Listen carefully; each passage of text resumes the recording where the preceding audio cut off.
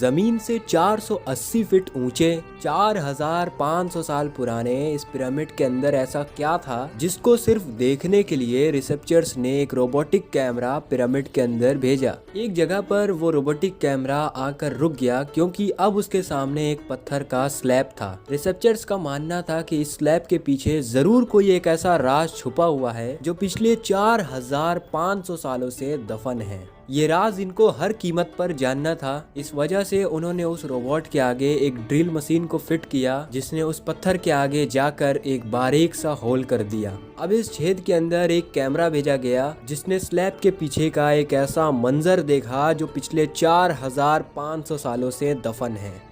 दोस्तों, मिस्र यानी इजिप्ट में टोटल 138 पिरामिड्स आज मौजूद हैं, जिसने पिछले हजारों सालों से दर्जनों अर्थक्वेक्स और कई खतरनाक आंधी और तूफानों का सामना किया। लेकिन मजाल है कि इनमें से कोई एक पत्थर भी टस से मस हुआ हो। इनमें से सबसे ऊंचा और बड़ा पिरामिड जो 13 एकड़ की जमीन की बेस एरिया पर फैला हुआ है, the great pyramid of Giza.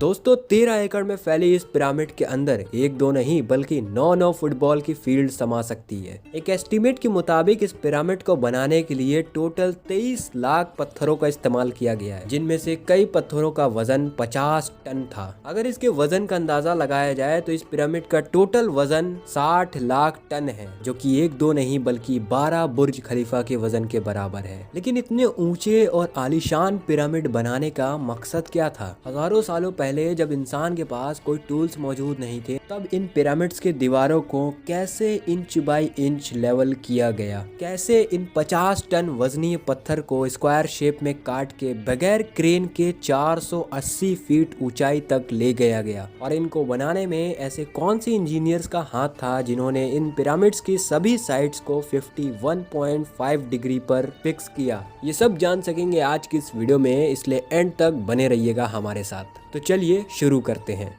कई सदियों से रिसर्च टीम इस पिरामिड की कंस्ट्रक्शन टेक्निक को जानने के लिए सर पर हाथ रख के बैठी थी कि आखिर इस पिरामिड की हर side exactly north, south, east, west without compass के कैसे सेट की गई होगी। कई एक्सपर्ट्स का मानना है कि उस टाइम के आर्किटेक्ट्स ने सबसे पहले ऐसी जमीन तलाश की गई होगी जो लाखों टन वजनी पत्थर का वजन सह सके। उसके बाद पोलर स्टार्स यानी कि वो स्टार जिससे अर्थ के पोल का पता चलता है, उनकी मदद से पिरामिड के हर साइड को सेट किया गया। ना कोई कंपास और ना कोई ऑप्टिकल इंस्ट्रूमेंट की मदद से, बल्कि सिर्फ इस बेसिक टेक्निक की हेल्प से पिरामिड की सभी साइड्स को इक्वल सेट किया गया, और वो भी 0 एरर के साथ। दोस्तों, आज के दौर में दूसरा सबसे बड़ा क्वेश्चन जो उठता है इस पिरामिड को लेकर कि आखिर इस पिरामिड की जमीन को कैसे लेवल किया गया होगा। जिस 13 एकड़ की जमीन पर यह पिरामिड बना है, उसका लेवल अगर थोड़ा इधर उधर भी होता तो ये लाखों टन वजनी पिरामिड कब का गिर गया होता। अब सवाल यहाँ पास ये आता है कि 4500 साल पहले इस जमीन को लेवल करने के लिए ना तो उनके पास कोई लेजर लेवलर था और ना ही बबल लेवल टेक्निक। तो सवाल यहाँ पास ये खड़ा होता है कि आखिर इस चीज को कैसे मुमकिन किया गया। एक्सपर्ट्स का मानना है कि कंस्ट्रक्शन साइट्स की चारों साइड्स पर गड्ढा करके उनमें पानी डाला गया होगा और फिर एक साइड के पानी के लेवल से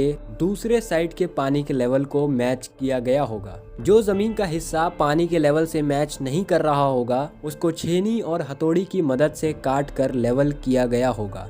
अब पिरामिड के कंस्ट्रक्शन साइट्स पे डायरेक्शन भी सेट थी, मार्किंग भी हो गई थी और जमीन का लेवल भी सेट था। अब बारी थी कंस्ट्रक्शन स्टार्ट करने की, जिसके लिए लाखों टन वजनी पत्थर रिक्वायर्ड थे। लेकिन ये पत्थर काटने के लिए ना तो उनके पास ग्राइंडर थे और ना ही जैक हैमर। लेकिन फिर भी उन्होंने इस 50 टन वजनी पत्थर को काटे भी और स्क्वायर या रेक्टेंगल शेप भी दिया। लेकिन आखिर किसकी मदद से? दोस्तों, एक्सपर्ट्स का मानना है कि 4500 साल पहले उनके पास छेनी हथौड़ी के अलावा और कोई औजार नहीं था जिससे इस पत्थर को काटा जा सके। अब आपके मन में एक सवाल आ रहा होगा कि इस कॉपर से बनी छेनी कैसे किसी 50 टन वजनी पत्थर को काट सकती है। तो एक्सपर्ट्स का मानना है कि ये छेनी सिर्फ कॉपर से नहीं बनी थी, क्योंकि उनको भी ये बात मालूम थी कि कॉपर नरम होता है और आसानी से मुड़ सकता है। इसलिए इसमें आर्सेनिक नाम का एक केमिकल भी शामिल था जिससे कि इसकी सॉफ्टनेस को खत्म किया जा सके। कॉपर और आर्सेनिक की मदद से बनाई जाने वाली ये छेनी लकड़ियों के हथौड़ों से इस पत्थरों पर कई घंटों तक तक ठोके जाते थे और फिर कई घंटों की मेहनत के बाद ये पत्थर अपने शेप में आते थे।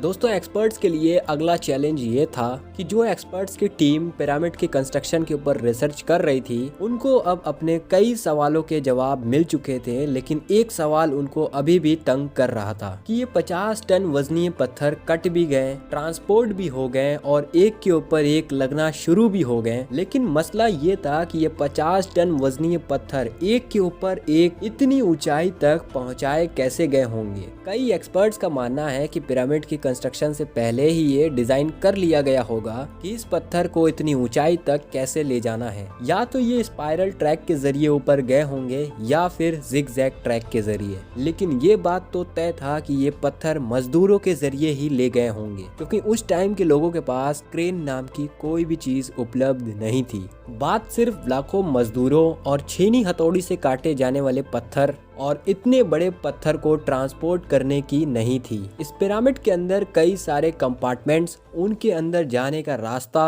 और कई छोटी छोटी सुरंगें भी बनाई गई थी। बाकी सब चीज तो ठीक थी, लेकिन एक्सपर्ट्स को एक चीज हैरान कर रही थी कि जो अंदर के कंपार्टमेंट में पत्थर इस्तेमाल किया गया था वो लाइमस्टोन नहीं बल्कि ग्रेनाइट था। जी हाँ, ग्रेनाइट एक ऐसा पत्थर है जो डायमंड के बाद सबसे सख्त तरीन पत्थर माना जाता है। आजकल के मॉडर्न दौर में भी इस ग्रेनाइट पत्थर को बड़े बड़े ग्राइंडर के अलावा और किसी तरीके से काटा नहीं जा सकता। दुनिया भर से कई आर्कोलॉजिकल एक्सपर्ट्स को पिरामिड का विजिट करवाया गया, लेकिन किसी को भी इस बात का सुराग नहीं मिला कि 4500 साल पहले इस पत्थर को आखिर कैसे काटा गया होगा। तो दोस्तों, अगर आपको ये जानना है कि इस ग्रेनाइट जैसे सख्तरीन पत्थर को 4500 साल पहले कैसे काटा गया होगा और आखिर इस पिरामिड को बनाने का क्या मकसद था और इस पिरामिड को बनाने के लिए एक वक्त में कितने मजदूर काम करते थे, और साथ ही उस रोबोटिक कैमरे को